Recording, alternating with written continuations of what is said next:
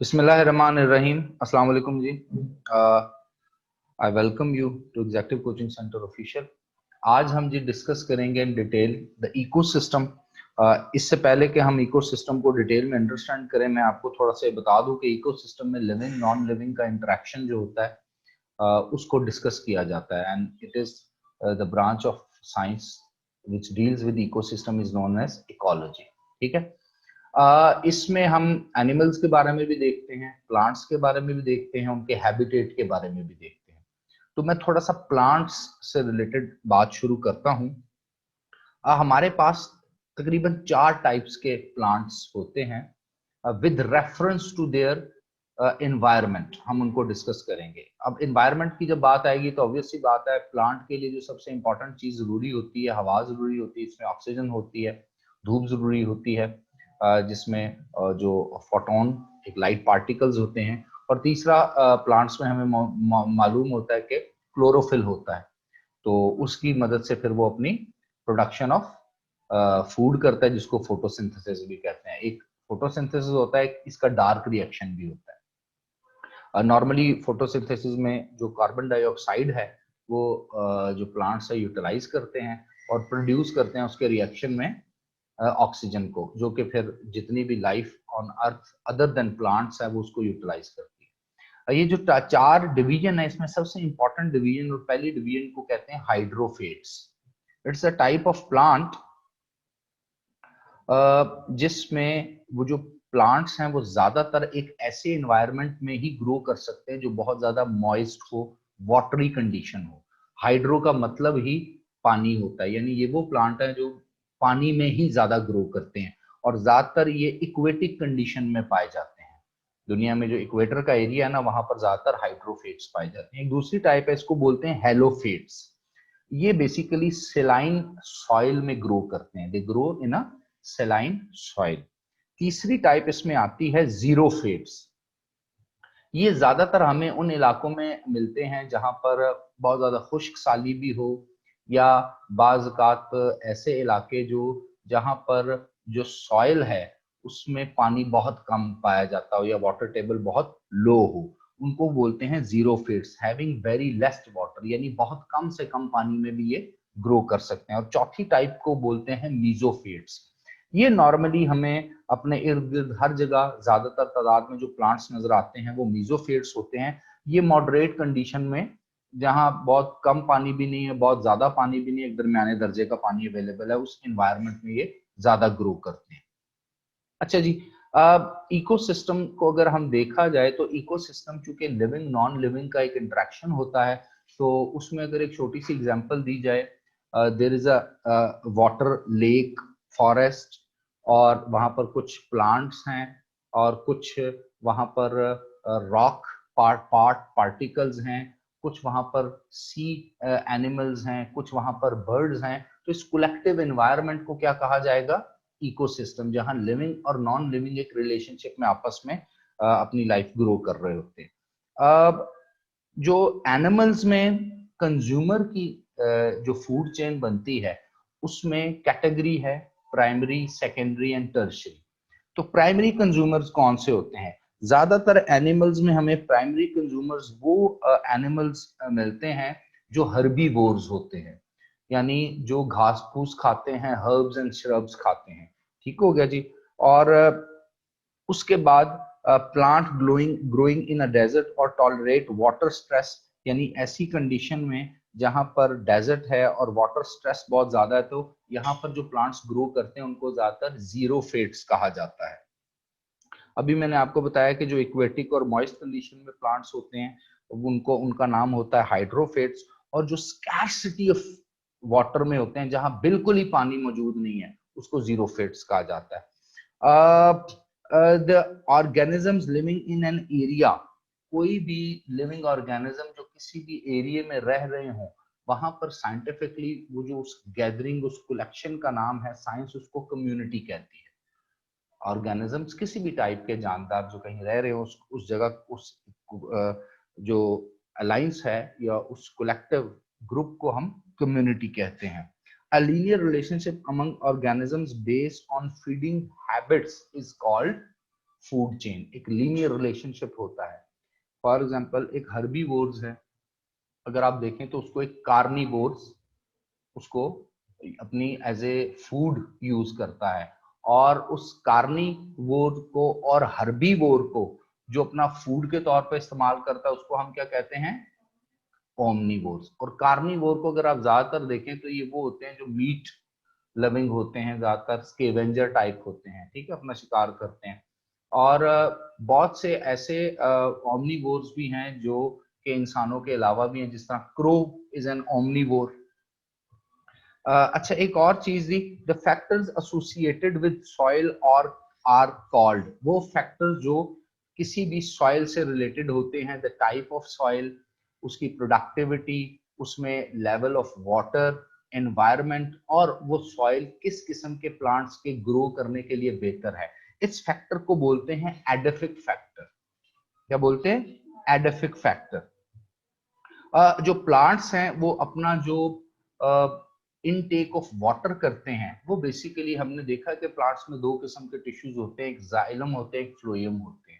तो ये जो इनटेक ऑफ वाटर है फ्रॉम ग्राउंड अपनी रूट से करते हैं, ये जो एक्टिविटी है इसको कैपिलरी रिएक्शन भी कहा जाता है।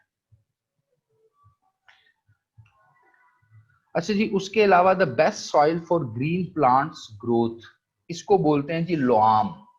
Loam is the considered the best soil for the growth of a green plant. So green plants हमने देखा है वही होते हैं जो ज्यादातर फोटोसिंथेसिस करते हैं। The soil with largest water holding capacity, वो मट्टी जो ज्यादा से ज्यादा पानी को अब्सॉर्ब करके होल्ड करके रखती है उसको हम क्ले बोलते हैं।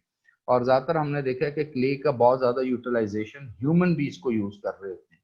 In a food chain the net transfer of energy from one tropical level to the next level, यानी एक फूड चेन में जब एक टाइप ऑफ जो एनिमल्स है वो किसी और टाइप ऑफ एनिमल्स को अपनी फूड के तौर पे इस्तेमाल करता है, तो उस एनिमल से दूसरे एनिमल पे उस लेवल पर जो अमाउंट ऑफ एनर्जी जाती है, या उससे किसी और लेवल पर जो अमाउंट ऑफ एनर्जी कंज्यूम की जाती है, उसकी टोटल जो परसेंटेज है इट इज 10%। यानी किसी भी लेवल पर जो एनर्जी अवेलेबल है, जब उसको आप यूज करेंगे और आपको कोई फर्दर यूज कर रहा है, उसको जो ट्रांसफर ऑफ एनर्जी है वो 10%, उसमें से सिर्फ टोटल एनर्जी का 10% की ट्रांसफर होता है नेक्स्ट लेवल पर इन अ फूड चेन। अच्छा जी, lion feeds on a deer who feeds on a grass. अब इस केस में लाइन क्या है, मैंने 3 लेवल्स ऑफ आपको फूड चेन बताया ना, प्राइमरी होता है, एक सेकेंडरी होता है, एक टर्शियरी होता है। तो एक शेर, एक लाइन जो है वो एक डियर यानी एक हिरन के को फीड करता है, खाता है, और हिरन जो है वो ग्रास या हर्ब श्रब्स खा रहा है, जो वो हर्बीवोर्स है। तो फिर जो लाइन है वो किस कैटेगरी में आएगा फूड चेन में, सेकेंडरी में आएगा, ठीक है, because it is the secondary consumer. अच्छा जी, एक और बड़ी इंपॉर्टेंट चीज है, soil erosion leads to the loss of soil fertility. अगर हम देखें तो सॉइल एरोजन की वजह से जमीन की जो एबिलिटी है to produce agriculture, to produce grasses या समथिंग लाइक दैट, वो कम हो जाती है। तो उसको क्या बोलेंगे जी, वो उसमें कौन,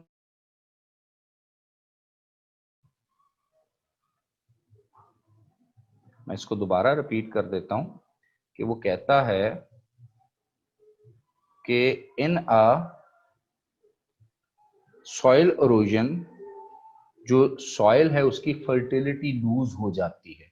ये जो लॉस ऑफ फर्टिलिटी है इसकी कॉजेज क्या हैं, तो नंबर 1 ओवर ग्रेजिंग, किसी जगह जानवर जो हैं बहुत ज्यादा जो हैं उसमें हर्ब श्रब्स जितने भी अवेलेबल सब्जा है उसको ज्यादा खा जाएं, फिर भी हो सकता है। नंबर 2 डिफॉरेस्टेशन, अगर आप दरख्त काट के फॉरेस्ट को कम करना शुरू कर दे। और तीसरी इंपॉर्टेंट चीज इंडस्ट्रियलाइजेशन। तो इसमें 2 फैक्टर ह्यूमन फैक्टर इन्वॉल्व है, क्योंकि डिफॉरेस्टेशन भी ह्यूमन करता है और इंडस्ट्री भी ह्यूमन लगाता है। और मैंने आपको एक लेक्चर में पहले भी बताया था कि जब हम इंडस्ट्री लगाते हैं तो उसके बहुत ज्यादा फ्यूचरिस्टिक इम्पैक्ट्स भी होते हैं, एयर पोल्यूशन भी आ जाती है, वाटर पोल्यूशन भी आ जाती है, सॉइल पोल्यूशन भी आ जाती है। फिर आप जब ज्यादा एग्रीकल्चर प्रोड्यूस लेने की कोशिश करते हैं तो पेस्टिसाइड्स का यूज करते हैं, तो further different types of pollution उसकी वजह से एंटर हो जाती है। अच्छा जी, वो कहता है जी यूट्रॉफिकेशन रिजल्ट्स इन, किस वजह से यूट्रॉफिकेशन होती है? Number one, over growth of plants in water reservoirs, creation of biochemical oxygen demand, इन दोनों वजह से यूट्रॉफिकेशन होती है। आगे वो बात करता है जी the bacteria which can fix atmospheric nitrogen, ये कौन से बैक्टीरिया होते हैं? हमने देखा है कि जब बारिश हो रही होती है, प्रेसिपिटेशन हो रही होती है, तो एनवायरनमेंट में जो ऑक्सीजन होती है वो नाइट्रोजन के साथ मिक्स हो जाती है, क्योंकि एनवायरनमेंट में नाइट्रोजन बहुत ज्यादा होती है, तो नाइट्रेट्स बन जाते हैं। अब वो जमीन पे आती है। अक्सर आपने बारानी इलाकों में देखा होगा कि जिन इलाकों में बारिश होती है वहां पे सब्जा जरा जल्दी निकल आता है, ग्रोथ अच्छी होती है। तो वो जब जमीन में जाते हैं तो वो जमीन में जड़ों की तरफ से नाइट्रोजन जो है उसको फिक्स करते हैं। इसी तरह जो डेड एनिमल्स होते हैं, प्लांट्स होते हैं, या कोई भी चीज जो डिगे और डेड हो जाती है, जब वो उसकी जमीन के अंदर जाती है तो जमीन के अंदर भी बैक्टीरियाज मौजूद होते हैं, जिनको बोलते हैं नाइट्रोजन फिक्सेशन बैक्टीरिया। ये नाइट्रोजन फिक्सेशन बैक्टीरिया क्या करते हैं, प्लांट की रूट्स की तरफ से जो नाइट्रोजन है प्लांट्स को प्रोवाइड करते हैं, फिर प्लांट्स उसमें ग्रो करते हैं। तो इस बैक्टीरिया का नाम क्या है? इस बैक्टीरिया का नाम है जी cyan bacteria, CYAN, cyan bacteria. वो कहता है the gas responsible for acid rain is, वो कौन सी ऐसी गैस है जिसकी वजह से एसिड रेन आ सकती है? नंबर वन, नाइट्रोजन डाइऑक्साइड अगर एयर में है, सल्फर डाइऑक्साइड और सल्फर ट्राइऑक्साइड, यानी नाइट्रोजन डाइऑक्साइड, सल्फर डाइऑक्साइड और सल्फर ट्राइऑक्साइड। ये ज्यादातर आप अगर देखें तो सल्फर डाई और सल्फर ट्राइऑक्साइड जो जमीन में ईंधन जलता है, ज्यादातर ऑटोमोबाइल्स में जलता है, जिसमें लेड ऑक्साइड भी होता है, उस वजह से एयर पोल्यूशन में शामिल होते जाते हैं।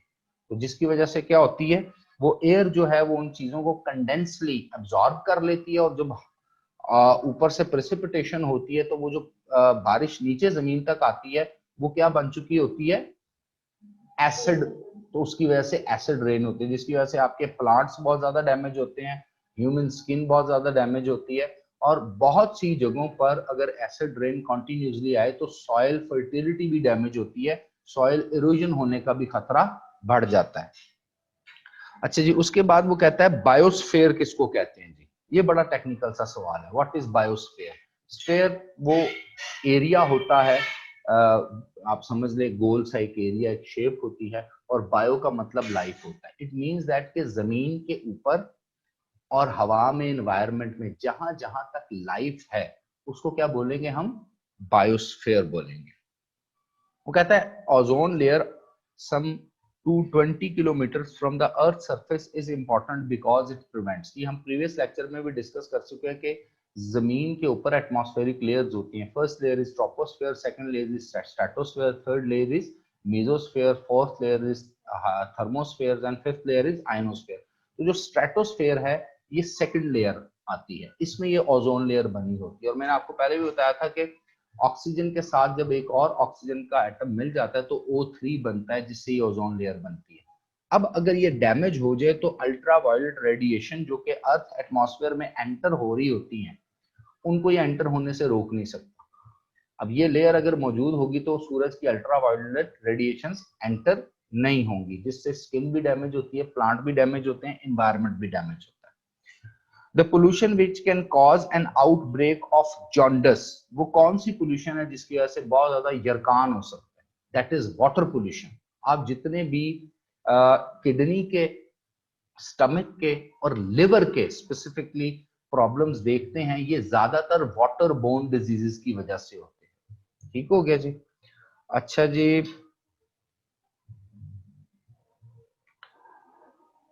ये पूछता है जी डिफॉरेस्टेशन की वजह से क्या होता है? अभी हम डिस्कस कर चुके हैं कि deforestation is one of the major reason of soil erosion, number one, and it is also a major reason of जो environmental cleaning है ना, जिसमें environment के अंदर कार्बन डाइऑक्साइड बहुत ज्यादा कंसंट्रेशन में जमा हो जाती है, क्योंकि अगर पौधे नहीं होंगे, दरख्त नहीं होंगे, तो वो तो बेसिकली कार्बन डाइऑक्साइड को अपनी डाइट के तौर पे, खुराक के तौर पे या फोटोसिंथेसिस के प्रोसेस में इस्तेमाल कर रहे होते हैं, तो वो फिर रीजनरेट करते हैं रिजल्टेंटली एक रॉ प्रोडक्ट जिसको हम क्या बोलते हैं? ऑक्सीजन जो हमारे काम आती है। तो जब डिफॉरेस्टेशन होती है तो एक तो सॉइल इरोजन होती है, दूसरा कार्बन डाइऑक्साइड की कंसंट्रेशन भी बहुत ज्यादा बढ़ जाती है, और जितनी ज्यादा कंसंट्रेशन बढ़ेगी उतनी ज्यादा ये ऊपर स्ट्रेटोस्फेयर के पास जाकर लेयर बनाना शुरू करती है, जिससे फिर हमने पिछले लेक्चर में एक पूरा फिनोमेना अंडरस्टैंड किया था जिसको ग्रीन हाउस इफेक्ट कहते हैं। और रिजल्टेंटली उस ग्रीन हाउस इफेक्ट से क्या होता है जी, ग्लोबल वार्मिंग होती है। अच्छा जी, उसके अलावा वो कहता है the intake of mercury is toxic as it causes. क्या होता है जी, जब आप मर्करी को इनटेक कर लेते हैं तो ये टॉक्सिक के तौर पे होता है, ये क्या करता है जी? ये आपके जो बॉडी के टेम्परेचर और उसके साथ साथ आपका बॉडी का एक ओवरऑल जिसमें आपकी हार्ट बीट आ जाती है, आपका जो रिदम होता है उसको सारे के सारे को डैमेज कर सकता है, ठीक है। और एक आपको फौरी तौर पर हार्ट अटैक भी आ सकता है मरकरी की वजह से। अच्छा जी, एक और सवाल वो करता है the place where an individual organism lives in a habitat is called. कोई भी लिविंग ऑर्गेनिज्म जिस प्लेस में इंडिविजुअल ऑर्गेनिज्म रह रहा हो किसी भी प्लेस में, उसको क्या बोलते हैं? निच बोलते हैं, NICHE, niche. The ecological study of an individual organism is called. एक अलग इंडिविजुअल ऑर्गेनिज्म की अगर ओवरऑल इकोलॉजिकल स्टडी या इकोलॉजिकल स्टडी उसकी इकोसिस्टम में उसके बिहेवियर, उसके इन रिलेशनशिप को इंडिविजुअली अगर स्टडी करें तो वो क्या कहलाती है? Auto ecology. It is known as auto ecology, the study of interaction of a community with its environment. किसी भी कम्युनिटी का, जिस तरह हमने कहा था कि जो ऑर्गेनिजम्स एक ग्रुप में अलायंस में किसी एक जगह रहते हैं, इकोसिस्टम में रहते हैं, उसको क्या कहा जाता है? कम्युनिटी कहा जाता है। अब वो कम्युनिटी जब अपने एनवायरनमेंट से इंटरेक्ट करेगी तो उस स्टडी को क्या कहा जाता है? साइनिकोलॉजी। That is known as sinecology. Silkworm we obtain silk fiber lives on। Silkworm कहाँ रहता है जिससे हम सिल्क फाइबर या सिल्क का धागा या कपड़ा बनाते हैं बाद में? जी जी, ये आपने एक दिन पहले बताया था, मलबरी ट्री पे रहता है। किस पे रहता है? मलबरी ट्री पे। Which one is not a factor of the biotic environment. जो हमारा बायोटिक एनवायरमेंट है, कौन सी ऐसा कंपोनेंट या कौन सा ऐसा आप समझ लें उस एनवायरनमेंट में रहने वाला ऑर्गेनिज्म है जो उस बायोटिक एनवायरनमेंट का फैक्टर नहीं है, उसकी वजह से वो बायोटिक एनवायरनमेंट नहीं है। That is known as decomposer. देखिए, जब कोई चीज गल सड़ जाती है, डिके हो जाती है, खत्म हो जाती है, तो फर्दर कौन आता है? डीकम्पोजर्स आते हैं, उसको और फर्दर छोटे छोटे पार्ट्स में डिवाइड कर देते हैं। ठीक हो गया। कीड़े मकोड़े, जिसमें ज्यादातर वो कीड़े मकोड़े आते हैं जो जमीन के ऊपर या जमीन के अंदर भी पाए जाते हैं। ठीक हो गया। टिम्बर यील्डिंग ट्री कौन कौन सा होता है? वो कौन सा ऐसा ट्री है जिससे टिम्बर बनाई जाती है? और टिम्बर उस लकड़ी को कहते हैं जो इंसान अपने इस्तेमाल में रहता है, चाहे फर्नीचर बनाए, चाहे घर बनाए, चाहे उसको वैसे यूज करे उस लकड़ी को। तो ये तीन किस्म की होती है। एक को बोलते हैं टीक, एक को बोलते हैं साल, और एक को बोलते हैं शीशम।